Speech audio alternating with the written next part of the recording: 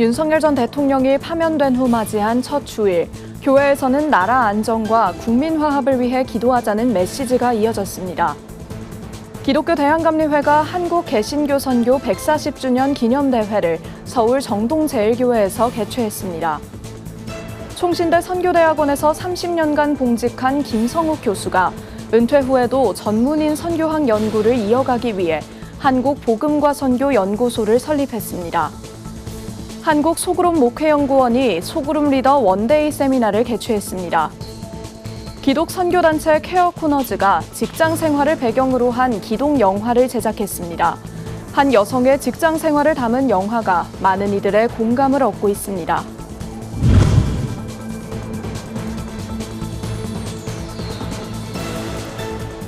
시청자 여러분 안녕하십니까? 구티비 뉴스입니다. 지난주 윤석열 전 대통령이 파면된 후 첫 주일을 맞은 기독교계에서는 특별 기도회와 주일 예배가 열렸습니다. 국가 안정과 국민 화합을 염원하는 한편 탄핵 정국에서 보인 일부 기독교인에 대한 자성의 목소리도 담겼는데요. 자세한 내용 장세인 기자가 보도합니다. 헌법재판소의 탄핵 심판 선고 다음 날 여의도 순복음교회에서는 국가 안정과 국민 대통합을 위한 특별 새벽 기도회가 열렸습니다. 저 옆에 계신 분들에게 인사 나누겠습니다. 지금은 기도할 때입니다. 오늘 주신 메시지를 통하여서 하나님께서 우리 대한민국이 주님 앞에서 한마음으로 나갈 길을 보여줄 줄로 믿습니다. 윤석열 전 대통령의 파면 이후 기독교계는 일제히 오직 기도를 외쳤습니다. 이영훈 목사는 소모적인 갈등과 망국적인 분열을 넘어 용서와 화해로 상처를 치유하고 위대한 대한민국 건설을 위해 국민 대통합을 이루어야 한다며 시국 입장을 밝혔습니다. 세계 복음주의 연맹 WEA 서울 총회를 앞두고 진행되는 강단 교류의 일환으로 이날 여의도 순복음교회에서 말씀을 전한 사랑의 교회 오정현 목사 역시 기도를 강조했습니다. 탄핵 정국 이후 그 다음 날인데 오늘 또 뜻이 있다고 생각합니다. 그래서 여러분 저는 오늘 이 기도 때문에 우리나라 역사가 새로워지기를 기도하고 있는 것입니다. 여러분 기도는 인생을 보호합니다. 기도는 민족을 보호하는 것입니다. 주일에는 국민 화합 메시지와 함께 새롭게 세워질 지도자를 위한 기도가 이어졌습니다.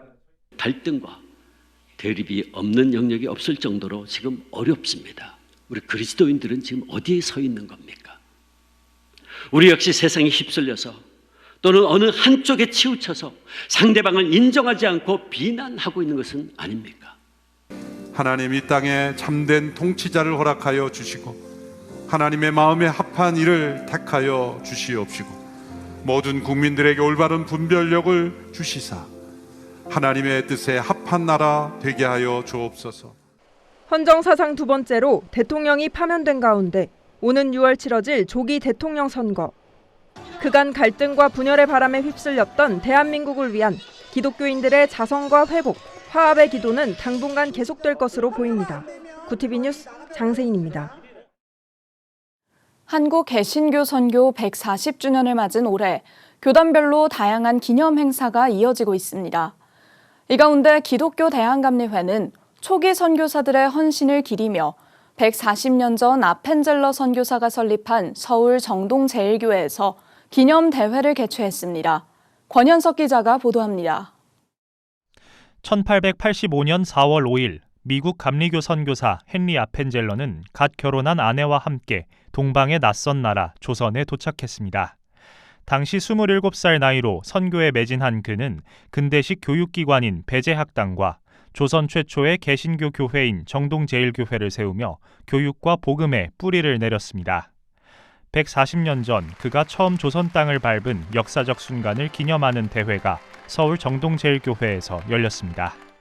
이들의 수고와 헌신은 오늘 한국교회가 있게 한 뿌리요 또 우리 믿음의 기초라고 말씀드릴 수 있습니다. 이번 기념대회는 기독교 대한감리회가 올해 진행하는 선교 140주년 행사 중 첫 순서로 지난 선교 역사를 되돌아보며 한국교회의 새로운 시작을 다짐하기 위해 마련됐습니다.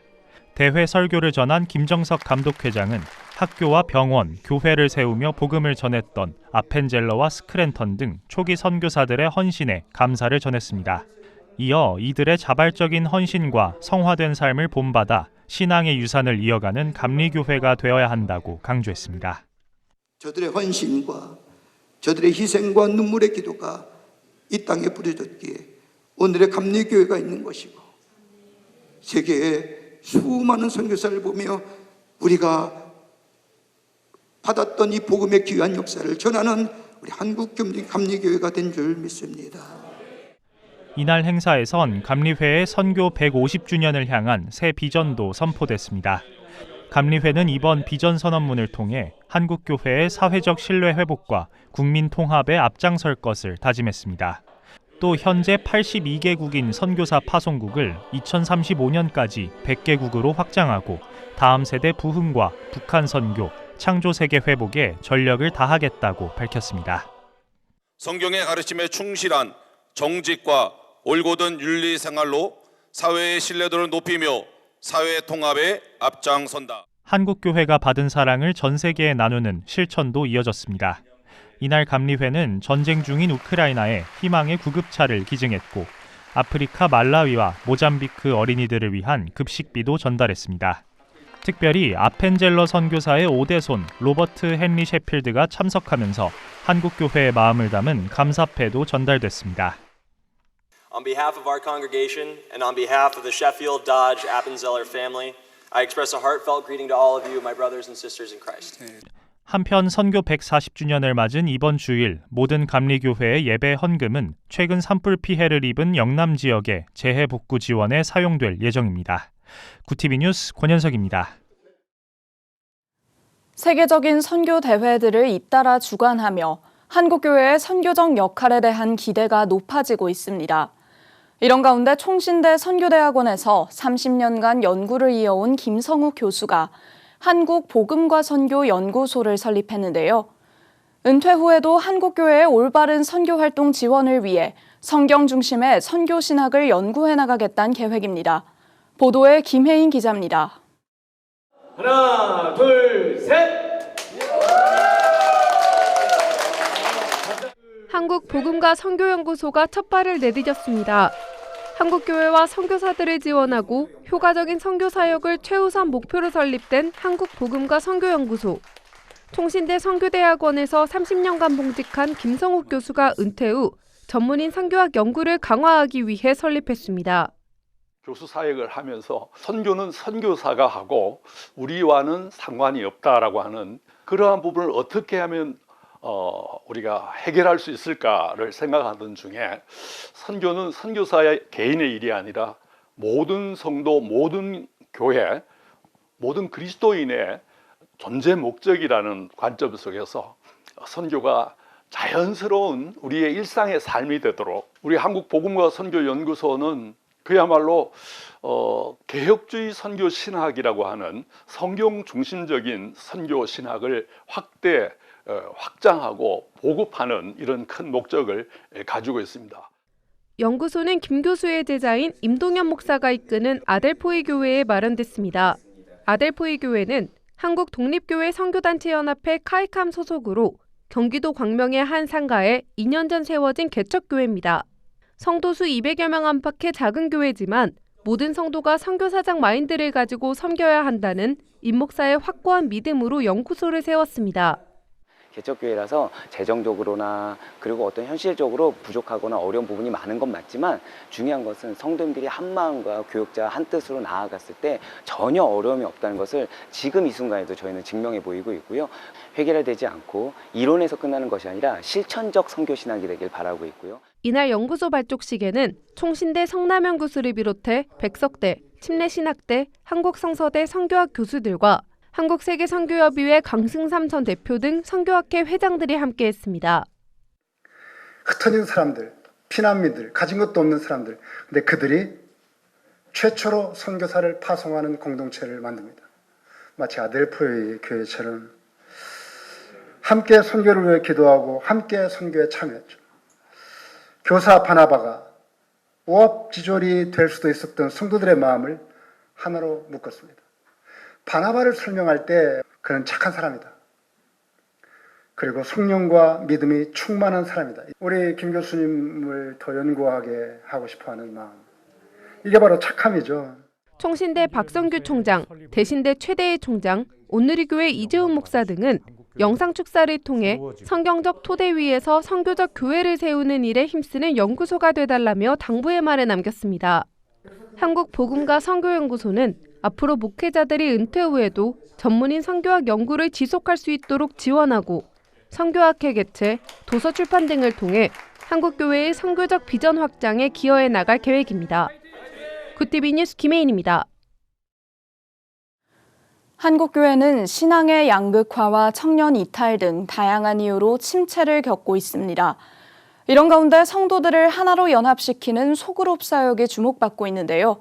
한국소그룹 목회연구원이 소그룹 리더 원데이 세미나를 열고 소그룹 사역의 필요성과 효과적인 방법을 공유했습니다. 전도헌 기자가 보도합니다. 지난해 목회데이터 연구소는 한국교회 추적조사 2024를 통해 코로나 이전 대비 성장한 교회는 소그룹 운영이 잘된 교회라고 분석했습니다.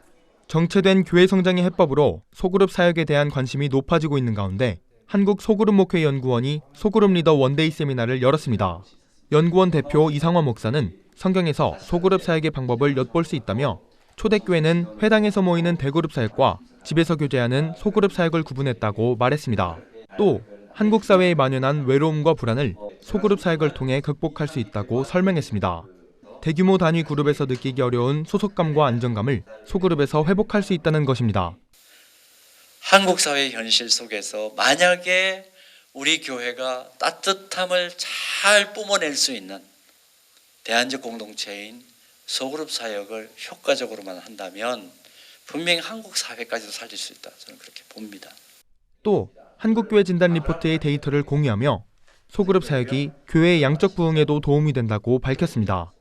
집중적인 교육과 신앙 활동으로 성도 하나하나가 성장할 수 있는 기반을 만들어준다는 것입니다. 소그룹 참여한 성도들이 신앙생활 전반에서 실제적인 성숙과 성장을 경험하는 것으로 한편 이날 세미나에서는 소그룹 리더와 체계적인 교과과정 구성의 중요성도 강조됐습니다. 세미나에 참석한 한 목회자는 소그룹의 필요성을 다시 한번 깨달았다며 소그룹 운영 방향을 구체화하겠다고 밝혔습니다. 소그룹 리더를 어떻게 세워나갈 수 있을지, 그리고 소그룹 리더들을 어떻게 지속적으로 또 이끌고 갈 수 있을지에 대해서 고민하고 또 배울 수 있는 실핏줄 같은 한국교회 소그룹을 효과적으로 운영해 성도는 물론 한국교회 전체가 성장하는 또 다른 물결로 작용하길 기대해봅니다. 굿티비 뉴스 전도헌입니다. 평범한 일상의 이야기를 활용해 기독영화를 제작해온 선교단체 케어 코너즈가 직장인의 일상을 배경으로 한 기독영화를 제작했습니다. 영화 시사회뿐 아니라 필름 앤 워십이라는 영화 예배 방식을 도입해 영화를 알리고 있는데요. 영화를 통해 받은 감동을 삶의 결단과 실천으로 이끌고 있습니다. 배보경 기자가 보도합니다. 사람들이 직장 생활을 싫어하고 힘들어하는 이유는 여러 가지가 있다. 출근 시간이 너무 아침 일찍이라서 힘들다는 사람도 있고, 또 업무량이 너무 많아서 싫다는 사람도 있다. 누구는 월급이 너무 적어서 힘들다고 하고, 또 누구는 마음에 안 드는 사람들과 일하는 게 큰 스트레스라고 한다. 37살 평범한 여성인 최연주 대리는 회사에서 9년째 대리에 머물러 있습니다. 13년간 근무한 회사에서 솔선수범해 근무해 왔지만 더딘 승진은 그녀에게 늘 의문입니다.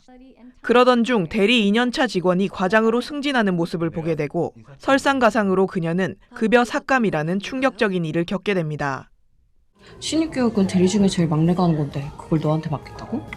아니 계속 하는 건 아니고 한 달만. 아니 그럼 유대리한테 교육 똑바로 다시 시키라고 해야지. 그걸 너한테 이렇게 넘긴다고? 너가 항상 거절도 안 하고 맨날 내내 하니까 계속 시키는 거야, 바보야. 영화는 80분 분량의 드라마로 퇴사를 결심한 주인공이 주변에서 겪는 부담감이나 개인의 조급함을 내려놓는 과정에서 직장의 새로운 의미를 깨닫고 이전과는 전혀 다른 삶을 살게 되는 과정을 보여줍니다.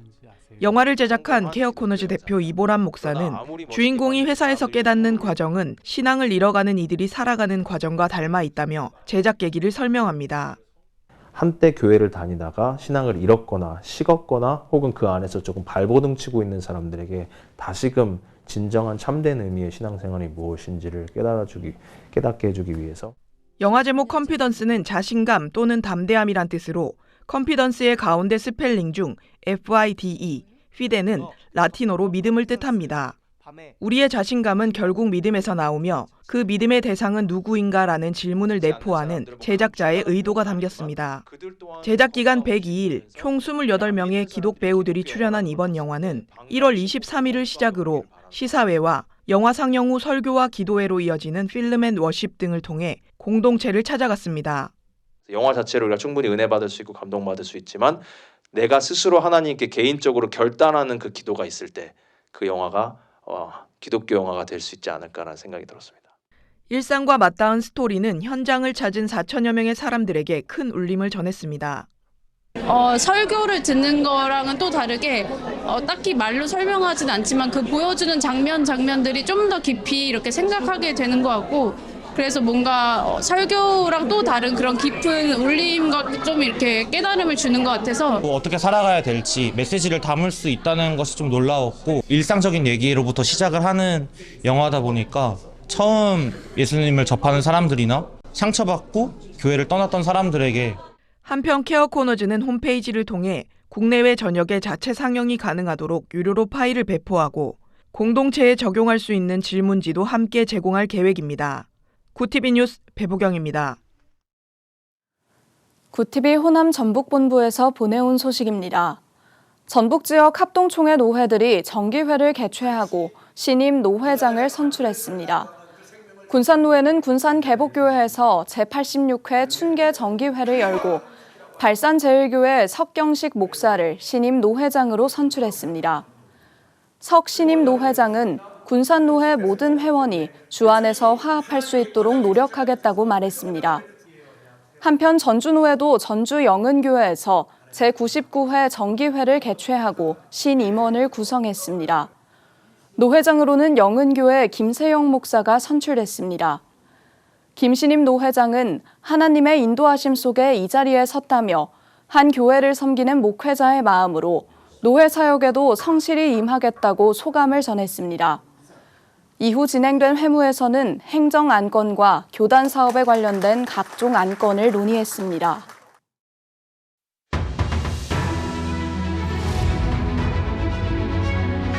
오늘의 이슈 포커스입니다.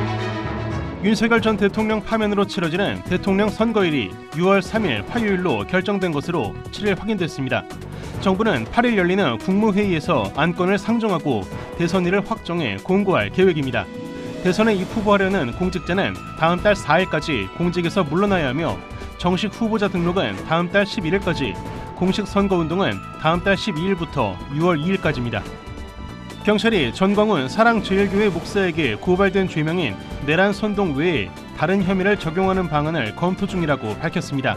서울경찰청은 7일 브리핑에서 전 목사의 어느 한 죄에 대해서만 보지 않는다며 법리를 검토해서 구성 요건에 따라 죄명을 검토해 절차를 진행하고 있다고 밝혔습니다. 윤석열 전 대통령을 파면한 헌법재판소가 오는 19일부터 다시 6인 체제로 돌아가 기능 마비에 빠질 수 있다는 우려가 나오고 있습니다. 한덕수 대통령 권한대행 국무총리가 마은혁 헌법재판관 후보자를 임명할지, 이달 18일 퇴임하는 문형배 헌재소장 대행과 이미선 재판관의 빈자리를 채울 후임자를 지명할지 여부에 관심이 쏠리고 있습니다. 구티비 뉴스 김태우입니다.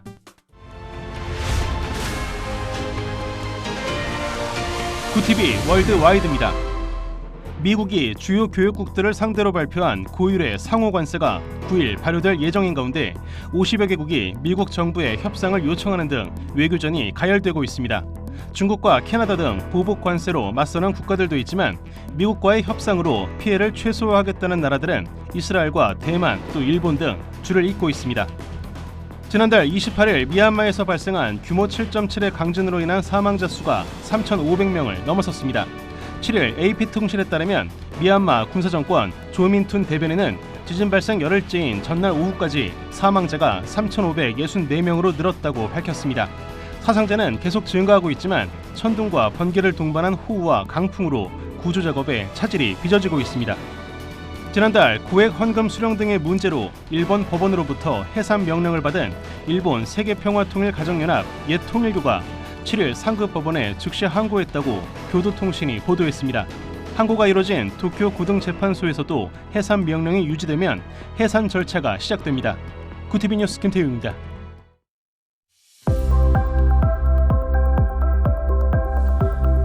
내일도 안연한 봄 날씨가 이어지겠습니다. 전국 대부분 지역의 한낮 기온이 20도 안팎까지 크게 오르겠는데요. 주말 전까지 비교적 온화한 날씨가 이어질 것으로 전망됩니다. 이어서 전국 날씨입니다. 내일 한낮 최고 기온은 서울 19도, 강릉 20도가 예상됩니다. 남부지방의 경우 대구 23도, 광주 21도, 부산은 20도를 보이겠습니다. 날씨였습니다. 대통령 파면 후 우리나라는 새 지도자를 선출해야 하는 새로운 국면을 맞이했습니다. 탄핵 전국보다 더한 갈등과 분열이 일어날지, 공동체 모두의 응원과 단합으로 새로운 대통령을 뽑을지 아직 알 수 없는데요. 지난 아픔과 혼란을 뒤로하고 우리 사회가 안정될 수 있도록 한국교회의 기도가 필요합니다. 이상으로 뉴스를 마칩니다. 함께해 주신 여러분 고맙습니다.